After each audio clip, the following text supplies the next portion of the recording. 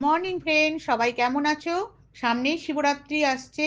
অনেকেই সাবুদানা খায়, তাই ভাবলাম আমার এই সাবুদানার উপমাটা তোমাদের সাথে শেয়ার করি। এটা আমার ননদের কাছ থেকে শেখা। এই সব উপকরণ দিয়ে বানিয়ে ফেলবো সাবুদানার উপমা। মোটা দানার সাবু আমি 1 কাপ বা 150 গ্রাম 3বার জল পাল্টে পাল্টে ধুয়ে সামান্য জল দিয়ে আমি 2 ঘন্টার জন্য ভিজিয়ে রাখলাম। বেশি জল দেবো না, তাহলে ওটা নরম হয়ে যাবে।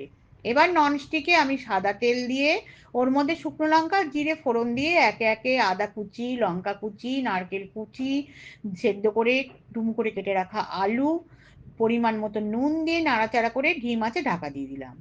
ঢাকা তুলে মটরশুঁটিগুলো দিয়ে আবারও নাড়াচাড়া করে ঢাকা দিয়ে কিছুক্ষণ পর ঢাকা তুলে ওর মধ্যে সাবুদানা আর রোস্টেড করা বাদামের গুঁড়ো দিয়ে ভালো করে নাড়াচাড়া করে একটা গোটা পাতিলেবুর রস, ভেজে রাখা বাদাম, ধনেপাতা, লাস্টে বিট নুন ছড়িয়ে ওটা আমি পরিবেশন করব। যদি ভিডিওটা ভালো লাগে, লাইক কমেন্ট ফলো করো কিন্তু।